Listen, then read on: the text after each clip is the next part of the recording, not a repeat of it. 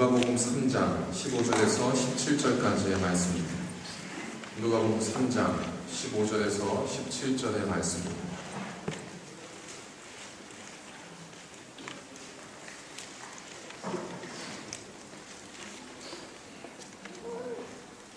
누가복음 3장 15절에서 17절까지의 말씀 우리 함께 봉독하시도록 하겠습니다. 백성들이 바라고 기다림으로 모든 사람들이 요한을 그리스도신가 심중에 생각하니 요한이 모든 사람에게 대답하여 이르되 나는 물로 너희에게 세례를 베풀거니와 나보다 능력이 많으시니가 오시나니 나는 그의 신발끈을 풀기도 감당하지 못하겠노라. 그는 성령과 불로 너희에게 세례를 베푸실 것이요 손에 키를 들고 자기의 타작마당을 정하게 하사 알곡은 모아 곳간에 들이고 쭉정이는 꺼지지 않는 불에 태우시리라. 아멘.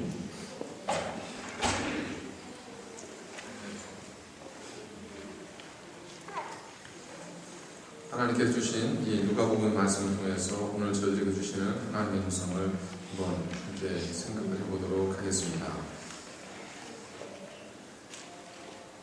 며칠 전에 한국에 지금도 계속해서 국무총리가 계시긴 하지만 어쨌든 사임을 공식적으로 발표하신 상태이기 때문에 국무총리 후보자를 지금 계속 선정을 하려는 가운데 있죠. 안대희 전 대법관이 후보자로 지명되었다가 엿새인가 닷새 만에 결국 스스로 자진 사퇴를 하게 되었습니다. 청렴하였고 그리고 모든 부분에 있어서 많은 사람들의 존경을 받았던 그였기에 그의 사퇴하는 편이 참 많은 국민들의 가슴속에 또 다른 어떤 아쉬움을 남겼습니다. 그동안에는 많은 좋은 이미지를 가지고 있었지만 한 1년 남짓 되어지는 기간 동안에 전관 예우를 통해서 벌어들인 수입이 국민들의 높은 이 정서의 벽을 넘지 못하고 스스로 중도에 포기를 하게 되었습니다. 이 사건을 보면서 작년 2013년에 있었던 한 대법관, 그때는 중앙선거관리위원장으로서 퇴임하셨던 한 분이 있었습니다. 그분이 전직 대법관으로서 또 중앙선거관리위원장으로서 이제 퇴임을 하시면서 많은 기자들이 그의 삶을 취재하고 글을 보도했는데 그 내용은 바로 편의점 아저씨라고 하는 제목이었습니다. 그토록 사회였던 고유 관직에 있다가 퇴임을 했기 때문에 나중에 변호사를 개업을 하든 혹은 로펌에 가든 고소득을 올릴 수 있었음에도 불구하고 이분이 그러한 모든 자리, 총리 후보로도 계속 거론이 됐지만 그것조차도 그것은 적합하지 않다라고 하면서 이제 자신의 아내가 운영하고 있는 편의점으로 가서 편의점을 대출을 나르고 상품을 진열하는 모습으로 이제 많은 언론에 정말 감동적인 스토리로 비추어졌습니다. 많은 국민들이 그것을 보면서 굉장히 귀감을 삼았죠. 그런데 나중에 보니까 한 5개월 정도 지나고 나서 결국 이분도 대형 로펌으로 이렇게 자리를 옮겨갔습니다.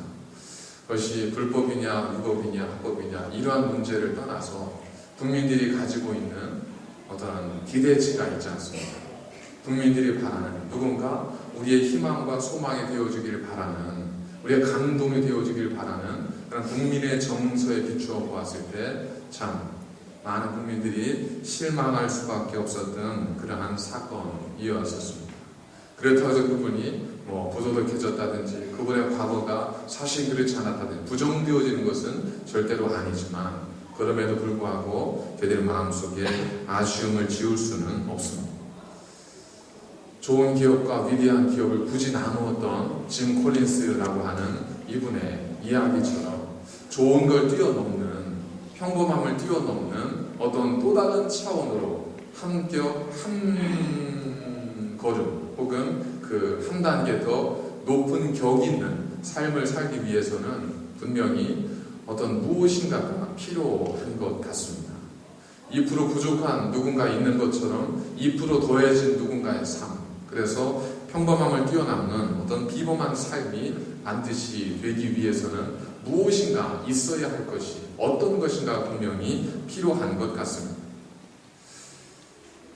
세례 요한 같은 경우에는 시대적으로 그를 사람들이 선지자를 원하는 시대에 있었습니다. 또한 세례 요한의 출생 자체도 평범치 않았죠. 출생에 어떤 그 신비가 있었습니다. 그리고 그가 자라면서 많은 사람들에게 보여주었던 어떤 모습들도 그렇게 평범치가 않았습니다. 그가 선지자로 선포하는 내용도 이전의 많은 서기관과 많은 사람들이 했던 이야기와는 전혀 내용이 달랐습니다.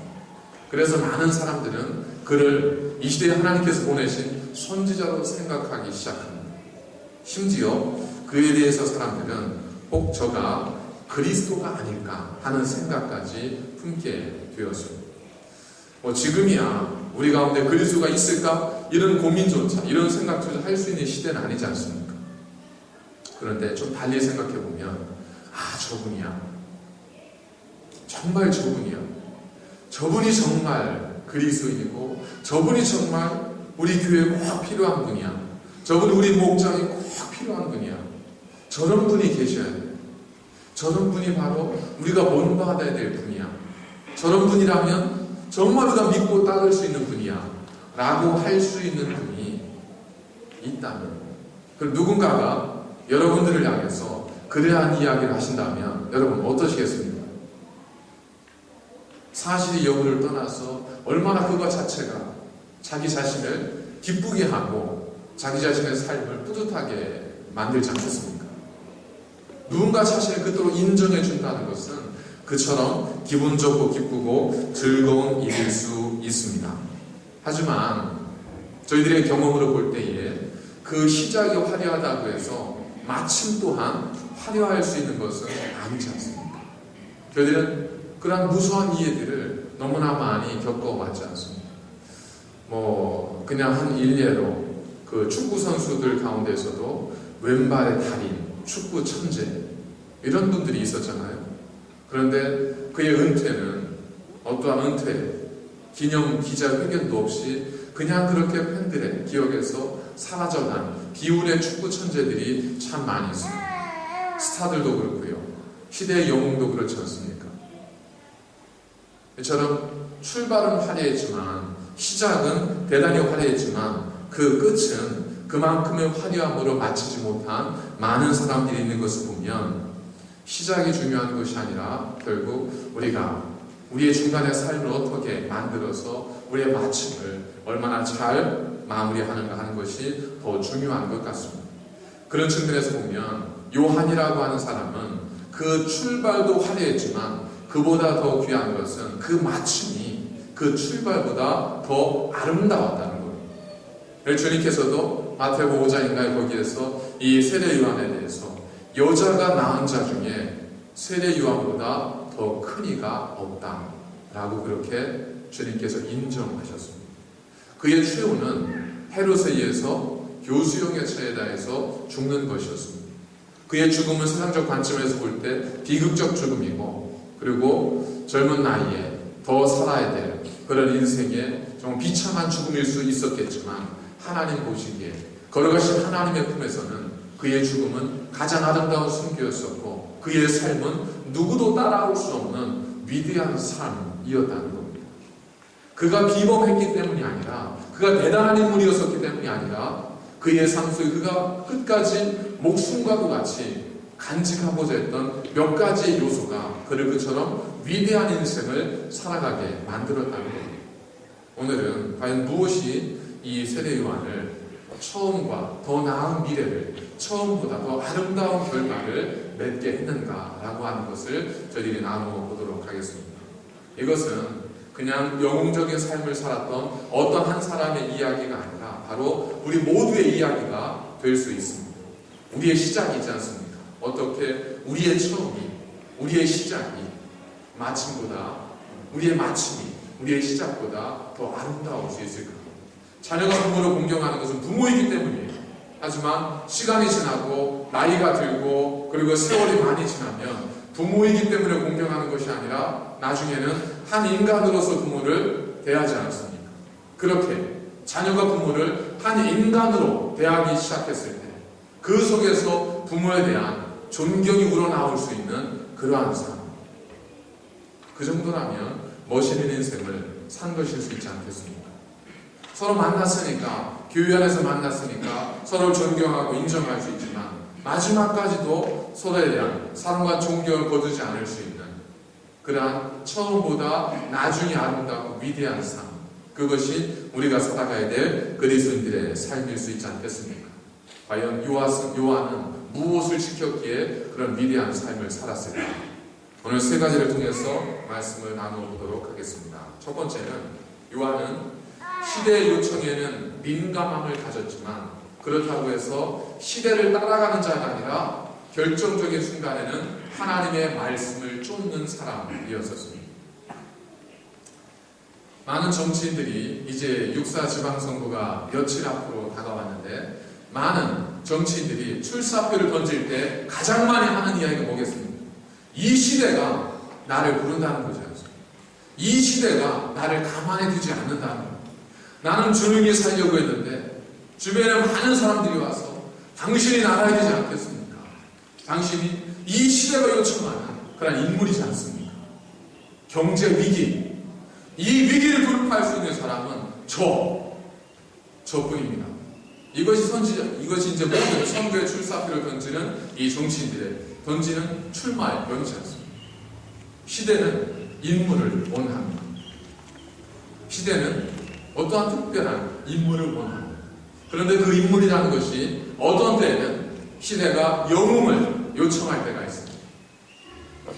그래서 예전에 안철수 씨와 같이 정말 갑자기 등장한 한 인물이 시대적 영웅으로 대중의 사랑을 받을 수도 있습니다.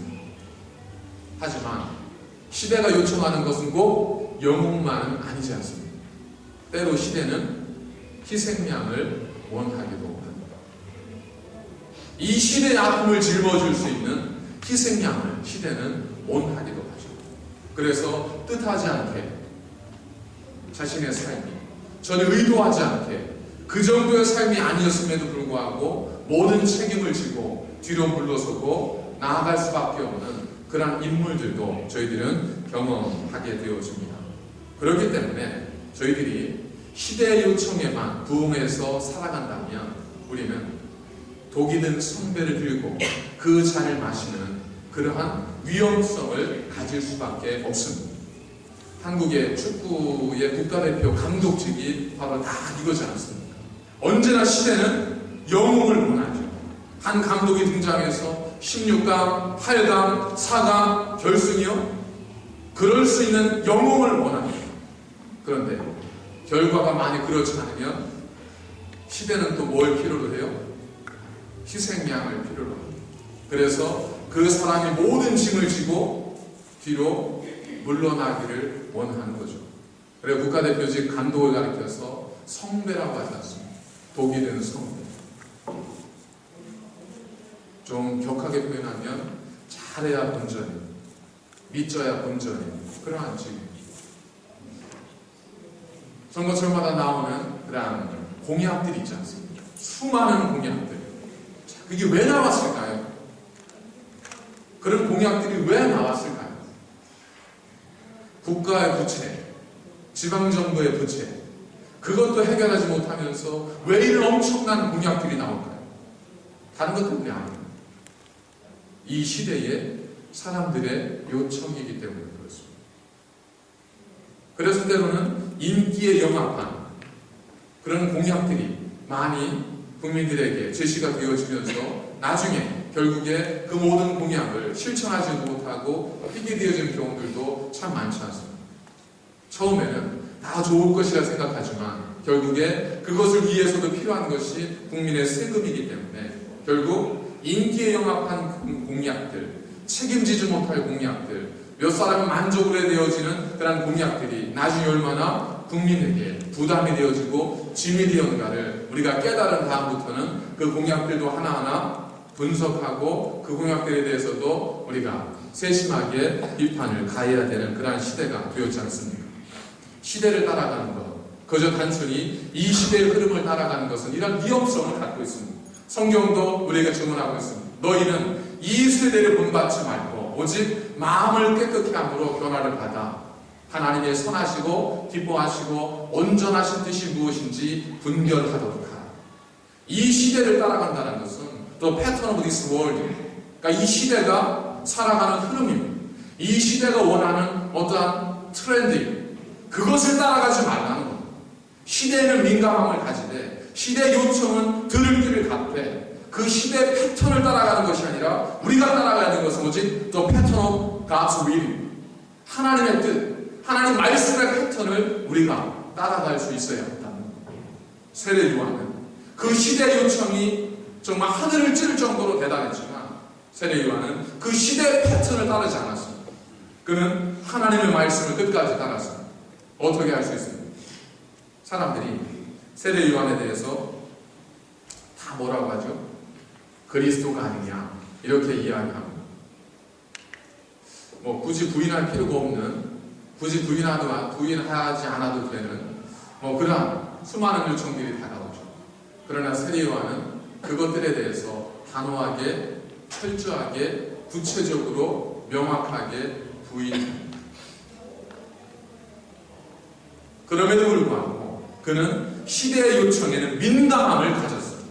아무도 이 시대에 대해서, 종교 지도자들에 대해서 회개하라고 외치지 못하는 그들에게 세례 요한만큼은 회개하라, 독사의 자식들아, 누가 너희로 하여금 하나님의 진노를 피하라 하더냐 외칠 수 있는 그러한 사람이었습니다. 그는 시대의 요청에는 민감함을 가졌지만 그 패턴에 따라 움직이지 않았고 그는 하나님께로도 받은 사명, 사도 바울의 고백과도 같이 나의 달려갈 길을 마친 뒤에 주께로부터 받은 사명 곧 복음을 전하는 일을 위해서는 내 생명을 조금도 귀한 것으로 여기지 아니하노라 했던 이 사도 바울처럼 세례 요한도 언제나 그는 시대의 변화에는 민감함을 가졌지만 시대의 패턴을 따라가는 사람이 아니라 하나님의 말씀을 따라가는 사람으로 그는 끝까지 살아왔습니다. 사도 바울도 고린도전서 6장 2절에서 성도가 세상을 판단할 것을 너희가 알지 못하느냐 라고 우리의 영적인 리더십에 대해서 각성을 권면하고 있습니다. 성도는 세상을 판단하는 자가 되어야 합니다. 비판하고 정죄하는 것이 아니라 세상의 흐름, 세상의 패턴에 대해서 하나님의 빛과 진리를 전해줄 수 있는 그러한 교회가, 그러한 성도가 성경에서 말씀하고 있는 그리스도인의 제자로서의 성도이지 않습니까? 그것이 하나님께서 이 시대에 요청하는 우리의 삶인데 자금의 현실은 그러지 못한 것이 저희들의 마음을 아프게 하고 우리가 회개해야 될 분명한 이유라고 저희들은 생각을 하고 있습니다. 이스라엘 초대왕 사울은 어땠습니까? 그의 출발은 화려했습니다. 모든 초대자가 붙는 것, 처음이라고 하는 이름이 붙는 것은 영원할 수밖에 없습니다. 여러분, 달에 두 번째로 내린 사람이 누구죠? 달에 두 번째로 내리는 게 별일이 아니에요. 얼마나 대단한 일이에요. 기억하세요? 기억 못해요. 첫 번째 달에 내린 사람이에요. 어떤 분 루이 암스트롱 그러는데 루이가 뭐죠? 닐 암스트롱인가요? 네. 첫 번째는 기억하잖아요. 이스라엘의 초대왕 사울을 기억합니다. 두 번째가 누구죠? 걸리신 거예요. 다윗이잖아요. 가시는 걸 왜 모르는 척하지? 다윗이에요. 다윗. 첫 번째 왕. 대단한 화려한 출발이었었습니다. 그는 이스라엘 백성들을 괴롭히는 이민족들에게 나와 함께 싸우자. 그리고 소를 잡고 각을 떠서 정말 결단하고 나아가서 승리를 가져온 다음에 이스라엘의 왕이 되었지 않습니까? 그러나 그 최후는 어땠습니까? 그는 화려한 만큼 아름다운 결말을 맞지를 못했습니다. 그는 다른 적군에 더더군 이방인의 손에 죽느니 차라리 스스로 자결하겠다고 칼을 거꾸로 세우고 자결하고 전쟁터에서 최후의 삶을 마감했습니다. 왜 그토록 하나님께서 기름 부으셨던 자가, 왜 그토록 화려한 출발을 가졌던 자가, 왜 그토록 하나님의 사랑을 받았던 자가 최후가 그토록 아름답지 못했을까? 다른 데 있지 않았습니다. 그는 하나님의 뜻을 따르기보다 시대의 패턴을 따라갔습니다. 사람들이, 군인들이 도망치면서 빨리 하셔야지, 지금 빨리 왕이라도 제사를 드리셔야 우리가 남아서 그래도 전쟁을 치를 수 있을 거라는 겁니다. 결국 그 시대의 패턴에 따라 이 사울은 살았다가 하나님의 영이 그를 떠나고 납니다. 그리스도인들은, 위대한 삶을 사는 하나님의 사람들은, 우리가 진정 그리스도인이라 한다면 우리는 이 시대 패턴을 따라가는 사람이 아니라 하나님의 말씀과 그의 뜻을 따라가는 하나님의 사람으로 살아갈 수 있어야 한다는 겁니다. 두 번째, 요한은 인간적인 계산을 철저하게 배제시켰습니다. 그가 하나님의 일을 하고 자신에게 주어진 사명을 감당함에 있어서 그는 인간적인 계산을 철저하게 내려놓았습니다. 우리는 인정받는 걸 좋아합니다. 그래서 다른 사람의 인정을 받기 위해서 때로 엄청나게 무모한 행동도 서슴지 않을 때가 있습니다. 다른 사람의 인정을 받기 위해서 저 사람 왜 그랬지? 라고 하는 일들도 서슴지 않고 우리는 할 때가 있습니다. 어떤 장수는 어머니에게 인정받기 위해서 끝없이 다른 나라를 정복했다고 하는 그런 이야기도 있지 않습니까? 우리에게는 이처럼 인정받고 싶어하는 마음이 있습니다. 특별히 연예인들에게는 생명과도 같은 것이 팬들의 인기 아닙니다. 인기는 어디에서 나오죠? 인지도와 비례하지 않습니다. 그러다 보니까 연예인들 가운데는 때로 그 연애 스캔들, 이게 어떤 연예인들의 인기를 가늠하는 하나의 그 어떤 그 지표로 사용되어지는 경우들도 종종 있지 않습니다. 농담 삼아 어떤 연예인은 나는 왜 그런 스캔들이 안 나는지 모르겠어요 라고 이렇게 그 농담적으로 이야기하고 있지도 않습니다. 특별히 인지도가 낮은 분들, 이런 분들은 좀 톱스타와 좀 스캔들이 연문이 뿌려지기를 은근히 기획사가 원하기도 하죠. 왜 그럴까요? 그를 통해서 높은 스타 인지도를 통해서 이 무명의 신인이 되었든 혹은 무명의 오랜 시간을 거쳐서 이분이 인지도가 함께 상승을 하기 때문에 그렇습니다. 그러다 보니까 때로는 참 우습게도 이 기획사나 몇몇 지인들에 의해서 스캔들이 이렇게 만들어지는 경우들도 종종 저희들이 목격을 하게 되죠. 그리고 어떤 경우에는 스캔들이 나옵니다. 그럼 어떻게 해야 돼요? 아니면 아닙니다! 라고 단호하게 이야기를 해야 되는데 사람들이 왜 그런지 모르겠어요. 마음대로 생각하라고 그래요. 이게 뭔 얘기예요? 이게 아니라는 거예요? 기라는 거예요? 자, 왜 그러죠? 그걸 이용하고 싶은 거죠. 즐기고 싶은 겁니다.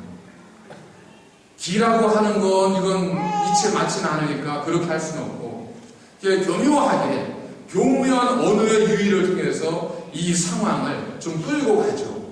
그래서 좀 인지도를 높이고자 합니다.